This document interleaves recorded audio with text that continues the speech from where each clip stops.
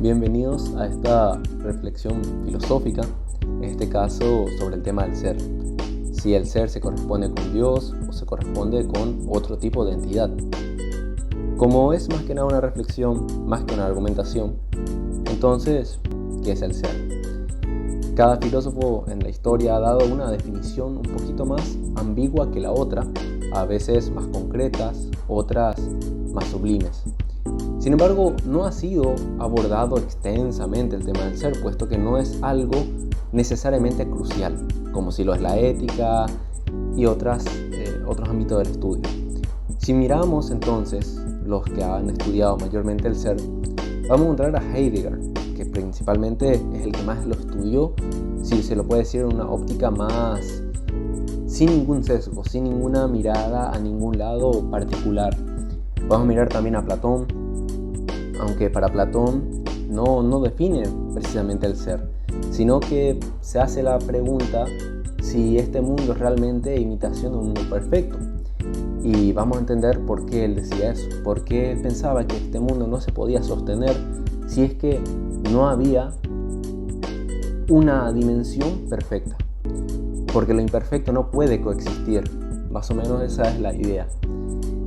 Entonces, la pregunta central de la filosofía es la clásica, porque hay algo en vez de nada. De ahí que el ser es lo que da existencia a algo. El ser por sí no es algo con existencia, pero el ser da existencia a algo. La forma de ser de las cosas, según la composición del que estemos hablando, va a ser distinta. El ser de una piedra no es el ser de un humano, el ser de un animal u otro. El ser de algo entonces se define por la cualidad del ente, que es básicamente lo que iba a sostener Aristóteles. Sin embargo, miramos así que el hombre habita en el mundo y este necesita también habitar en un ethos, algo que le dé sentido a su vida. Y el ser está esencialmente fracturado, y fracturado de los otros seres humanos, escindido de la naturaleza, escindido de la trascendencia, y a la vez está fracturado consigo mismo. Kant dice que el hombre está fisurado por un hiato, que es el discurso de otro, que el sujeto lo rompe y lo sujeta. Si miramos así, entonces el hombre necesita un ethos, necesita algo que le dé un sentido. Y de ahí que el hombre crea una cosmovisión, crea símbolos, hace conceptos, crea mitos y empieza a derivar en distintas conclusiones. Pero si miramos a Leibniz, cuando replica a Heidegger, que después replica a Heidegger, en qué es metafísica, que es la pregunta importante también que hay que hacerse. La pregunta central entonces va a estar en las primeras causas, los primeros principios, las protoideas, las protoargón. En todo caso, podemos mirar esas primeras causas que nos va a explicar la metafísica. O en Heidegger, nuevamente, vamos a citar Ser y Tiempo, donde él sostiene el punto de vista de Leibniz, donde Leibniz se preguntaba por qué hay algo en vez de nada. Podría ser una pregunta sin sentido, una pregunta que no lleva a ninguna conclusión, una pregunta que está vacía en su propio concepto, una pregunta tonta. Sin embargo, para Leibniz era una pregunta importante. Y Heidegger va a tomar esto y lo va a desarrollar. Pero si vamos a ir a las primeras causas, al origen de algo, si vamos a intentar hallar origen en algo que no tiene origen, porque habría que redefinir qué es el conocimiento, habría que redefinir qué es el ser de algo, habría que definir la verdad y el ser. Y hay muchas definiciones que no podemos hacerlo en un tiempo tan corto. Pero sí podemos decir que las cosas son. Nosotros no nos encontramos con cosas que no son, sino que las cosas son. Vemos una televisión y sabemos que es una televisión, porque no tiene una ausencia de su ser, sino que es algo. Es un dato efectivo de la intencionalidad de la conciencia, en el cual nosotros captamos la facticidad del ente. La facticidad del ente entonces va a estar comprendida en lo que le compone al ente, que es aquello observado, del cual nosotros traemos para preguntarnos por qué existe dicho ente. Por tanto, la pregunta por qué hay ente no podría darse en un no ente, siempre se da en un ente, sea el ente falso o carente de verdad, pero siempre es una pregunta redundante en el ente. es decir, algo que tiene existencia o algún tipo de existencia, ya sea en la mente o fuera de él. Entonces, la única forma de explicar la causa del ente es entendiendo en filosofía la diferencia ontológica. Siendo Dios un ser metafísico, entonces podemos mirarle desde ese punto de vista. Debe ser probado o negado o entendido en sede metafísica, puesto que si nosotros decimos que Dios es aquella cosa que sobrecede a todos los seres, que sobrecede a todo el intelecto y que nada puede ser pensado mayor que él, si decimos de esta forma, entonces es un aspecto metafísico y es mucho más allá de eso, porque no hay forma de comprender a Dios por causa de la definición de partida, porque es lo que está más alto de todo lo que no puede ser comprendido. Por tanto, todo lo que esté en ese lugar será Dios. Entonces, para resolver este caso, ¿por qué hay ente y no nada?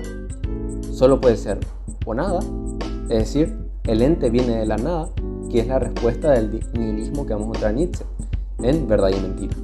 Entonces hay que preguntarnos, ¿hay ente? ¿Y el ente surge cómo? ¿El ente surge de la nada o el ente surge por causa de otro ente? Pero ¿cómo es posible, siendo que los entes son de por sí contingentes? O que el ente, en su definición propia, es que característica residual de la participación de un efecto, o en este caso, que una causa le da su efecto. Por ende, en la causa hay mayor proporción que en el efecto. Y por ende, también podemos entender que el ente no se puede explicar simplemente con otro ente. De ahí que nosotros entendemos que es el ser que da al ente. Es el ser el que le proporciona cualidad al ente. Es el ser el que da diferencia ontológica entre entes. Y ahí podemos seguir analizando más. Todo lo que está es, pero no todo lo que es, está. Y esto es más o menos lo que sería la diferencia ontológica. Nuevamente, todo lo que está es, pero no todo lo que es, está. Claramente, todo lo que tiene un porqué. Todo lo que tiene un porqué se responde al final con su ser, no simplemente con el ente. Nosotros estamos asombrados siempre cuando miramos un enigma, una pregunta que parece irresolvible, algo que el hombre admira por su belleza o por su cualidad. Y ante este asombro, el ente busca el fundamento del principio del propio ente, puesto que nosotros somos participación o parte de otros entes, y siendo así, otros entes. Y de ahí que podemos empezar a entender cómo es el ente y cuál es la propiedad del ser. Y si miramos desde Aristóteles, de Platón y de otros clásicos, sería imposible una ciencia de los primeros principios si nosotros no tenemos la vía expedita para llegar al primer principio. El primer principio debe ser la suma de todas las perfecciones sin mal alguno. Entonces tiene que ser acto puro. Y esto no es una deliberación, estamos hablando de cómo se llega a ese primer principio de los entes. Porque como dije, si el ente es contingente o el ente es efecto de una causa o de otra forma, el efecto se ve reflejado en la causa, pero la causa se ve en mayor proporción. Pero pasa que la causa a la vez es un ente, entonces por su característica ontológica debe responder a un ser. Pero el ser no es algo existente. Entonces la pregunta es, ¿qué se corresponde a este ser? ¿O qué es este ser que estamos hablando? De ahí que podemos decir que este ser que estamos hablando es un ser de acto puro. Es un ser de acto puro porque su única manía o su única cosa es el ser, el otorgar, el dar, pero no el ser existencia todavía. Y a la vez, para ser en cada ente o en cada cosa, primero debe contener todas estas perfecciones de las cuales el ente va a participar o de las cuales el ente va a absorber, si se le puede llamar así. Y eso es lo que responde el acto y la potencia, en donde las perfecciones son reflejadas en los entes. Sin embargo, es el ser, el mismo ser, el que da cualidad a todos estos entes. Porque un ente nuevamente no se explica simplemente por el anterior ente, puesto que todos los entes deben recurrir al final a una sola cadena. Y toda esta una sola cadena debe de terminar en un ser, siendo el ser, por definición, un ser de acto puro, que no tiene existencia todavía, sino que provoca la existencia y permite que esto participe.